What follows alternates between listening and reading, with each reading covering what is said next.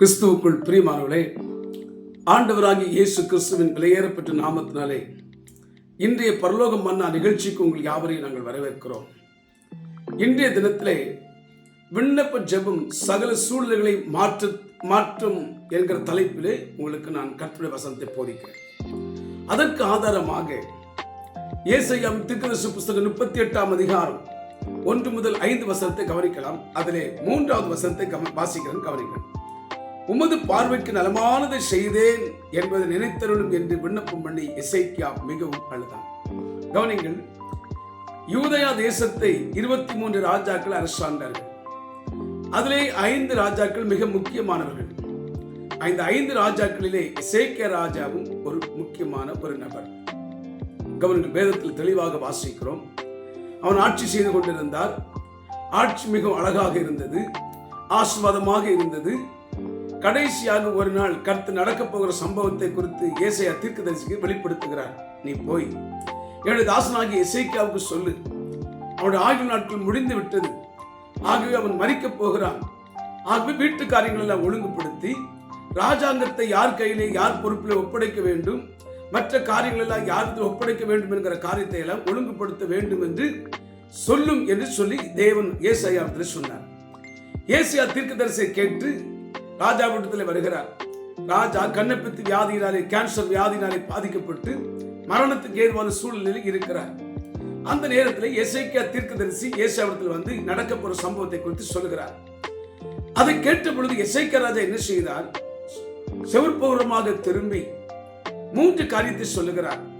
என்ன சொல்லுகிறார்? ஆண்டவரே, நான் உமக்கு முன்பாக உண்மையாய் நடந்தேனே, மன உத்தமமாய் எல்லா காரியத்திலும் நான் நடந்து கொண்டிருந்தேனே, அது மாத்திரமல்ல, உம்முடைய பார்வைக்கு நான் எதை செய்தாலும் நல்லதை மாத்திரம் செய்து வாழ்ந்தேனே, எனக்கு இவ்வளவு சீக்கிரமாய் எனக்கு மரணம் ஏற்படுகிறது என்று சொல்லுகிறீர்களே, என் ஆயுள் நாட்களை கூட்டித்தாரும் என்று சொல்லி அவன் அழுது விண்ணப்பம் பண்ணி ஜெபம் பண்ணினான். கவனிங்கள், வேதம் சொல்லுகிறது, ஏசியா சொல்லிவிட்டு அரண்மனை வீட்டு முற்றத்துக்குள் போவதற்கு முன்பாக எசேக்கியா தீர்க்கதரிசி அந்த எசேக்கியா ராஜாவுடைய ஜெபத்தை கர்த்தர் விண்ணப்பத்தை கேட்டார். பதில் ஏசாயாவுக்கு வருகிறது, நீ போய் மறுபடியும் சொல்லு, என்னுடைய தாசனாகிய எசேக்கியாவுக்கு நான் 15 ஆண்டுகளை கூட்டி தருகிறேன் என்று சொல்லி என்று சொன்னார். அருமையானவர்களே, 1வது வசனம் சொல்கிறது, அவன் மரணத்துக்கு ஏதுவாக இருக்கிறான், பிழைக்க மாட்டான். 5வது வசனம் சொல்லுகிறது, உன் நாட்களோட 15 வருஷங்களை கூட்டுவேன். 2க்கு நடுவில் 3வது வசனத்தை சொல்லுது, அவன் அழுது விண்ணப்பம் பண்ணினான். அருமையானவர்களே, நீங்க நல்லா கவனிக்கொண்டு ஒரு வார்த்தை. 1வது வசனம், இனி பிழைக்க மாட்டீர், மரித்து போவீர், மரணம். 5வது வசனம், உன் நாட்களோடு 15 வருஷத்தை கூட்டி கொடுத்த சந்தோஷ செய்தி. 2க்கு நடுவில் அவன் அழுது விண்ணப்பம் பண்ணினான். கவனிங்கள், நான் சொல்லட்டும், ஒவ்வொரு நாளும் தினமும் 3 முறை அந்தி சந்தி மத்தியான வேளைகளே 1 மணி நேரம் நீங்கள் தேவ சமூகத்திலே நீங்கள் பாரத்தோடு நீங்கள் விண்ணப்பம் பண்ணி ஜெபிப்பீர்களானால், எசேக்கியா ராஜாவுடைய வாழ்க்கையில் எப்படி சூழ்நிலைகளை எப்படி மாற்றினாரோ அதே போல உங்கள் சூழ்நிலைகளை மாற்றுவார். கஷ்டங்கள் மாறும், துன்பங்கள் மாறும், கடன்கள் மாறும், வியாதி நிலைகள் எல்லாம் மாறி நீங்கள் ஒரு ஆசீர்வாதமான நிலையில வாழ முடியும். ஆகவே நீங்கள் தேவ சமூகத்தில் செல்லுங்கள்.